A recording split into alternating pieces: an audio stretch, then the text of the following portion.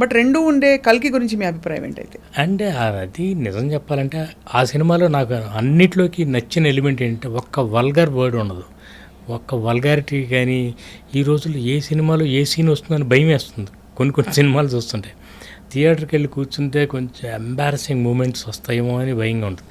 అలా లేకుండా ఉంది కల్కి. దట్స్ ది ఫిల్మ్ స్ట్రెంగ్త్ అన్న feeling. విజువల్గా wonderful.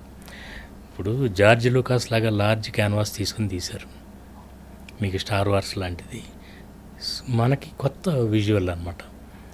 You are only seeing those things when you are like a kid ఆ రోజుల్లో.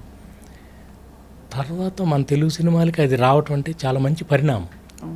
అండ్ నాకు ముఖ్యంగా నచ్చింది ఏంటంటే ఎటువంటి వల్గారిటీ లేదు, ఇది లేదు, క్లీన్గా ఉంది, ఫ్యామిలీ అందరూ కూర్చొని చూడొచ్చు. ఏదో చిన్న అందులో తప్పులు ఉన్నాయి, మహాభారతాలు రామాయణాలు అవన్నీ పెద్ద ప్రాబ్లం ఏం కాదండి. అదే అదే డైరెక్టర్ సెన్సిబిలిటీస్ అండ్ వాళ్ళ ఇది ఇష్టం. Yeah it's a clean film basically. అందుకనే క్లీన్ ఫిల్మ్ 1000 కోట్లు కలెక్ట్ చేస్తుందంటే మనకి ఇంకా సంతోషం. ఓ వల్గర్ సినిమా కలెక్ట్ చేసిన దానికంటే క్లీన్ సినిమా కలెక్ట్ చేస్తాం. అలాంటివి కూడా చూసాంగా చాలా. But sir actually frankly speaking ఇప్పుడు బాగా వాక్ స్వాతంత్రం లాగా దర్శకత్వ స్వాతంత్రంలో అదే అందరూ వాళ్ళ పాయింట్ ఆఫ్ వ్యూ చెప్పుకుంటున్నారు ఓపెన్గా. దట్ వీ బిలీవ్ దట్ ఈ సీన్ అవసరం, ఈ న్యూడిటీ అవసరం అని justify. But nevertheless is a market for everything అన్నట్టు ఇప్పుడు చక్కగా తెలుగింటి ఆడియన్స్కి మీరు ఇస్తున్నారు. Last couple of questions sir.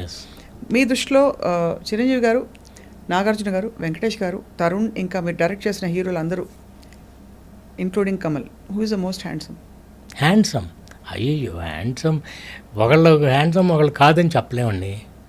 కాకపోతే మీకు మన్మధుడిలో ఆయన స్టైల్, అసలు మన్మధుడిలో నాగార్జున గారు the best in his entire look hair style కూడా భలే సెట్ మీరు అంటే ఒక లుక్ సెట్ చేశారు ఆయన. అసలు అంటే నాగార్జున గారిలో ఒక స్టైల్ ఆయన బాడీలోనే ఉంది.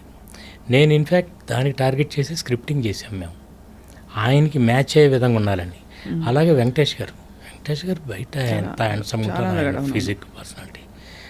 చిరంజీవి గారిది ఒక కైండ్ ఆఫ్ చామ్. అంటే ఈ విల్ జస్ట్ ఆయన అంటే అక్కడికి వచ్చారని అంటే he will be the star of that place. ఏ రూమ్కి వచ్చినా he will dominate the whole atmosphere.